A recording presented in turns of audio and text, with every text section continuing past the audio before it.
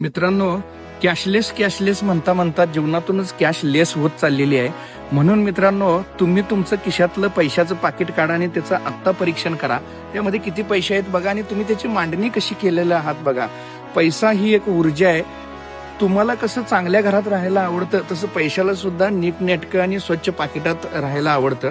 आणि पैशाची मांडणी ही अशा पद्धतीने तुम्ही जर केलेलं असाल आणि कमीत कमी 11,000 रुपयापेक्षा जास्त रक्कम ठेवलेला असाल तर तुमच्यामध्ये एक पॉझिटिव्ह ऊर्जा होईल. म्हणून मिनिमम बँक बॅलन्स जसा तुम्ही ठेवता, अकाउंटला चार्जेस पडतात म्हणून, तसं कॅश सुद्धा ठेवायला तुम्ही चालू करा.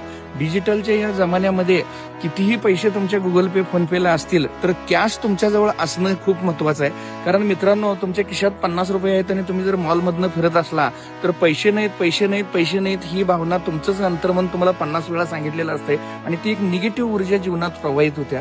त्यामुळे मित्रांनो, हा एक प्रयोग तुम्ही करून बघा. कमीत कमी 11,000 रुपयापेक्षा जास्त रक्कम पाकिटात ठेवा. पाकिटात एसटीची तिकीट, आयडेंटिटी कार्ड, अमुक तमुक, फोटो, असं केर कचरा भरू नका. तुम्ही असं पद्धतीनं गचाळ पाकिट म्हणजे तिथं केर कचरा असलेल्या घरात आपल्याला झोपून राहायला आवडत आहे काय? नाही मित्रांनो. तसंच पैशाला सुद्धा नीटनेटकं आणि चांगल्या ठिकाणी राहायला आवडत असते. त्यामुळे हा प्रयोग नक्कीच करून बघा. तुमच्या जीवनात तुम्हाला पैशाचा प्रवाह भरपूर वाढलेला दिसेल मित्रांनो.